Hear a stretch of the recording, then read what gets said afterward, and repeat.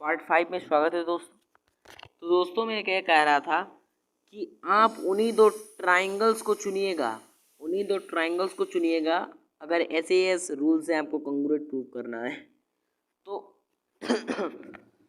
उन दो ट्राइंगल्स की दो साइड्स की कोई लेंथ गिवन हो और उन दो साइड्स में ऐसे समझ लीजिए आसान भाषा में उनके बीच में जो एंगल बन रहा हो, ये एक साइड एक ये साइड, इनके बीच में जो एंगल हो उसका ही मेजर गिवन होना चाहिए। बस बात खत्म। समझ गए? कोई दिक्कत नहीं, किसी को दिक्कत नहीं। अगर दिक्कत हो कमेंट बॉक्स में कमेंट भेजें, ठीक है भाई? चलो ठीक है। अब भैया मेरे, अब बच्चे सोचेंगे कि भैया जब अगर उन दो साइड्स की लेंथ नहीं गिवन हुई तो क्या? तो एक चीज़ है, क्या वो चीज़ है समझना। ये बेसिक चीज़ है, इसमें कई बच्चे अटकते हैं लेकिन मैं आपको अटकने नहीं दूंगा। जैसे कि हमने अभी भी क्या समझा कि भैया मेरे कि कोई दो भी ट्राइंगल्स हों, हमें पता चल गया। पहले तो प्रॉपर्टी में ये पता चली कि भैया दोनों ट्राइंगल्स में। अब कई बच्चे, मालूम है सच्चाई बता रहा हूँ, कई बच्चे इस गंदी सी मैंने जो ड्राइंग करी है आर्ट, ये मैथ्स वाली, मैथमेटिक्स वाली, तो कई कहेंगे सर कार्तिक भैया कितनी गंदी राइटिंग करते हैं। लेकिन बेटा होशियार बच्चा वही होता है जो गंदी में भी, मतलब उसे गंदगी में भी सुंदरता दिखे। That's brilliant student. ठीक है। अब भैया ये तो हमने अभी आपको क्या समझाया वो सब हमने आपको समझ में आ गया होगा, लेकिन अब हम एक नेक्स्ट चीज भी आपको समझाएंगे। क्या? जैसे कि अगर हम यहाँ पर ट्राइंगल ABC लेते हैं दोबारा, ABC, ठीक है, और ट्राइंगल DEF लेते हैं, DEF, ठीक है। क्या लिया भैया? ABC लिया भैया, DEF लिया भैया, ठीक है। जिसमें अगर हमें गिवन है कि AC इक्वल है EF के, क्या बोल रहा हूँ, AC इक्वल है EF के, चलो ठीक, और BC इक्वल है मेरा DE के, सॉरी DF के, यानी कि ये साइड, ये वाली साइड इस वाली साइड के इक्वल है और ये वाली साइड इस वाली साइड के इक्वल है, और हमें ये वाला जो एंगल है इनके बीच का वो एंगल का जो मतलब मेजर है वो इक्वल है। तो क्या हम इन्हें ऐसे प्रूव कर सकते हैं? भाई बिल्कुल प्रूव कर सकते हैं।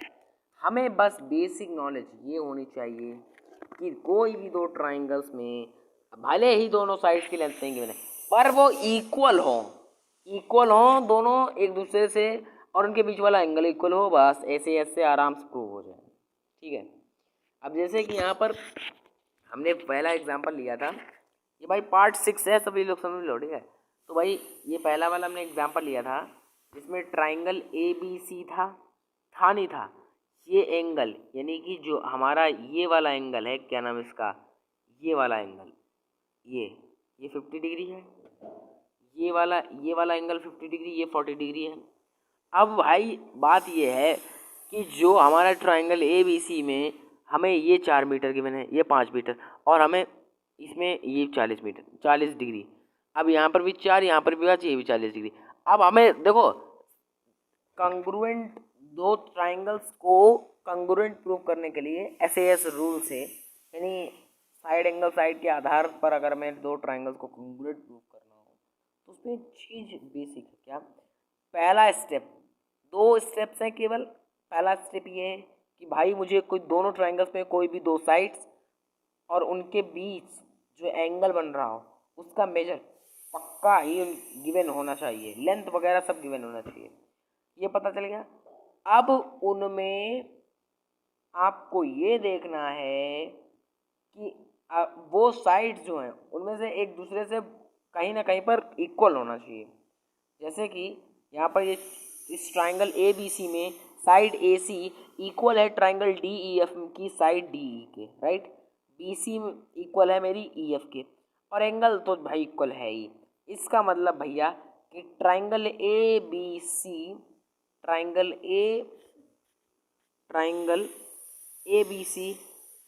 इक्वल है ट्राइंगल DEF में, लेकिन हम इनसे इक्वल नहीं कह सकते, इसे हम कॉन्ग्रुएंट कहेंगे, यानी कॉन्ग्रुएंट है एक दूसरे से। अब एक चीज़ और बच्चों, कॉन्ग्रुएंट का जो निशान होता है वो ऐसे होता है, मतलब इक्वल और उसके ऊपर ऐसे करके कर्व बना दिया जाता है, ये होता है कॉन्ग्रुएंट का निशान। ठीक है, तो ये चीज़ समझे?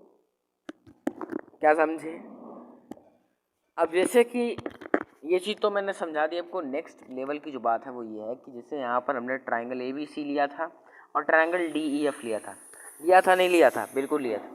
अब यहाँ पर एक चीज़ है क्या आपको समझनी पड़ेगी और वही इम्पॉर्टेंट है कि यहाँ पर हमने ये ट्राइंगल ABC है, ये ट्राइंगल DEF है कि नहीं है। इसमें साइड AC हमारी इक्वल है EF के, यानी ये वाली साइड बराबर है ये वाली साइड के, और ये वाली जो साइड है BC ये इक्वल है साइड DF के। और एक चीज़ और कि इनके बीच का जो एंगल्स है वो इक्वल है। तो क्या आपके दिमाग में क्वेश्चन आ रहा हो कि भैया क्या हम इन्हें इन दो ट्राइंगल्स को SAS कॉन्ग्रुएंसी प्रूव कर सकते? तो भाई सीधा मतलब यही है कि SAS रूल बातों में समझो। SAS रूल जो है वो यही कहता है कि दोनों ट्राइंगल्स में दो कोई साइड्स की लेंथ गिवन होनी चाहिए और उनके बीच में जो एंगल बन रहा है उसका मेजर गिवन होना चाहिए। बस ये पहला स्टेप होगा। स्टेप 2 ये है कि जो हमें एंगल गिवन है उनके बीच का, उन दोनों ट्राइंगल्स में, वो दोनों इक्वल होने चाहिए। जो दो साइड्स हमें लेंथ गिवन है उनके बीच में दोनों हर एक ट्राइंगल की बात कर रहा हूँ, यानी ये जैसे दो ट्राइंगल हैं इनके बीच में दो साइड्स की लेंथ गिवन है। इसमें ये है, इसमें कौन सी साइड्स की लेंथ गिवन है हमें DE और EF की, इसमें कौन सी है AC और BC की। अब इनके दोनों के बीच में हर एक ट्राइंगल में जो दोनों साइड्स के बीच में एंगल बन रहा है वो एंगल्स इक्वल होने चाहिए, मेजर उनका इक्वल होना, और यहाँ पर है भी वो इक्वल होना चाहिए, जो कि हमारा यहाँ पर है 40 degree 40 degree, that is equal.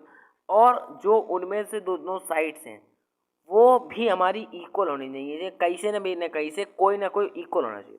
भले ही ये साइड जो DF है ये हमारी 4 मीटर नहीं है, मान लो 5 मीटर है, ये मेरी 4 मीटर है, कोई दिक्कत नहीं, कोई दिक्कत नहीं, लेकिन इक्वल तो है। हम कह सकते हैं कि AC तो इक्वल है EF के। बेसिकली बेटा हम ये कहना चाहते हैं, आपको बुक की भाषा में मैं नहीं समझाऊंगा, मैं आपको मस्त तरोताज़ा भाषा में समझाऊंगा।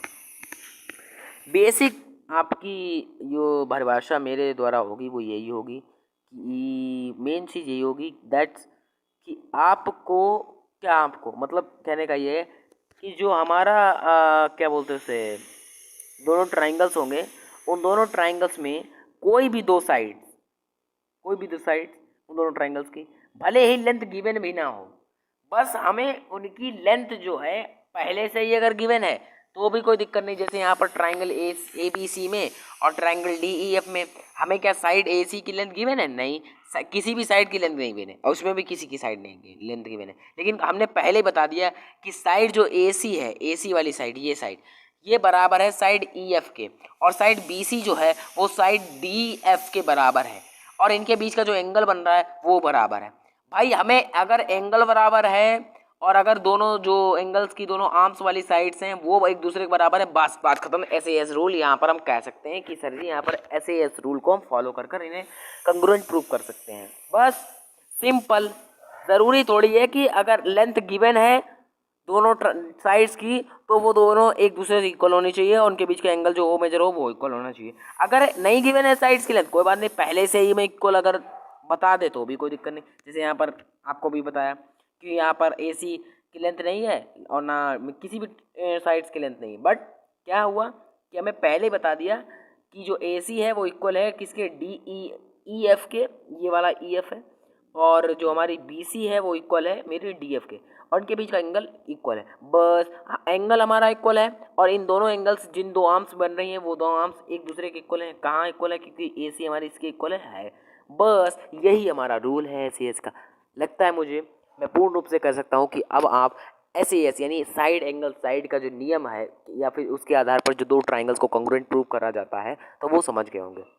तो मुझे लगता है आपको SAS समझ में आ गया होगा रूल। अब ये भी बहुत मज़ेदार होगा, लगता है आपको समझ में आया। कंग्रुएंट का मतलब इक्वल, समझ रहे हो? तो चलिए आपको आज के लिए इतना ही, और मैंने अब आपको SAS रूल तो समझा ही दिया। अब आगे की वीडियोस में हम बात करेंगे दो रूल्स की जो हमारे हैं RHS और SSS, यानी साइड एक है SSS और है एक RHS, ये दो रूल्स की बात करेंगे ट्रायंगल्स को कॉन्ग्रुएंट प्रूव करने की। तो नमस्कार, धन्यवाद, और ऐसे ही पढ़ते रहिए, खोजते रहिए और अपने माँ बाप का नाम रोशन कीजिए। Thank you.